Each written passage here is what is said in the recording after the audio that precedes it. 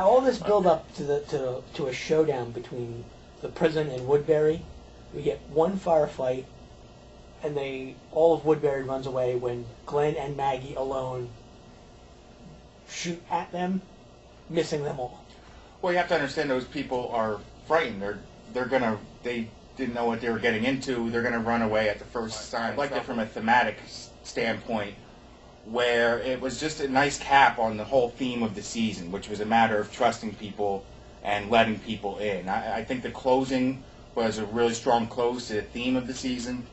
It goes from Andrea's suicide, where the last remark made is, you can't, something to the effect of, you can't do it without people, and Daryl says, you never could.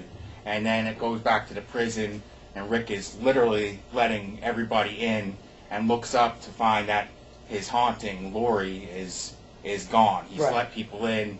And to me, it was a really nice symbolic, thematic cap on the season, but I understand people want blood against. What they've done is every season, they've sort of had, like, all right, season 1 was all about them getting together and, finding out where do we go. They go to the CDC. That doesn't work. And that's like, all right, fine. They moved on from there. Season 2, they go to the farm. That doesn't work. So they move on. The prison didn't really work, and we're still there. The resolution was to Rick's storyline, Rick's conscience, from the dictatorship all the way through Morgan, which was a huge turning point, where he sees what happens when you reject people. That was the turning point for his journey throughout this season, and then back to literally letting people in. That's where the resolution was. I don't know where he's going. I mean, he's coming back as a series regular next season, so he's definitely not gone. Right.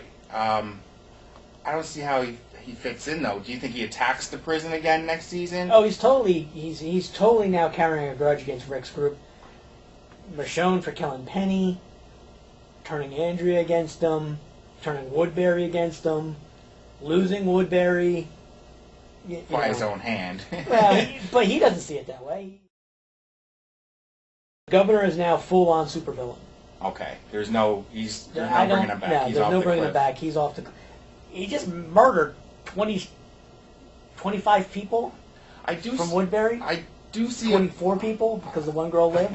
I do see a little bit of a crack in the facade, very slight.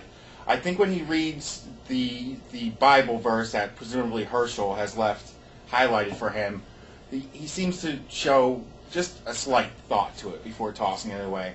And after he slaughters his own army and gets behind the wheel of the truck, he has a moment there at the wheel where he's kind of out of it.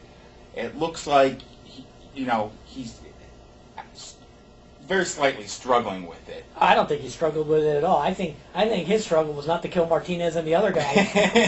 Yeah.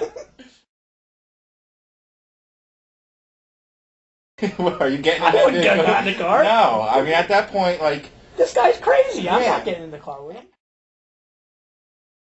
I thought it was a good scene. I think it again, going back to the theme, Andrea, her efforts to save everybody, let everyone in, so to speak. I like her final speech because it sort of goes back to when Dale died.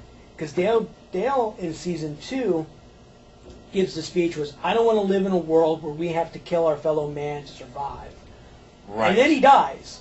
Right. She's like, I wanted to bring peace to both of these groups, and she dies. I've said before that Rick should have smacked him when he started giving lip, and now he's let it go too far. Well, I think he should have smacked him this episode. But looking at that kid who had the shotgun, I thought he was going to shoot. Because when he was handing over the gun, to me it looked like he still had his finger on the trigger, and he was like, go ahead, grab it. Instead of just put the gun down like they told him, Carl wouldn't have shot him. They told him drop it. They didn't tell him hand it over. Yeah, they said put the gun down, and he was like, here, take it. As soon as Carl reaches for that, he pulls it up and blasts him. So I really thought Carl was sort of right in shooting him. Yeah.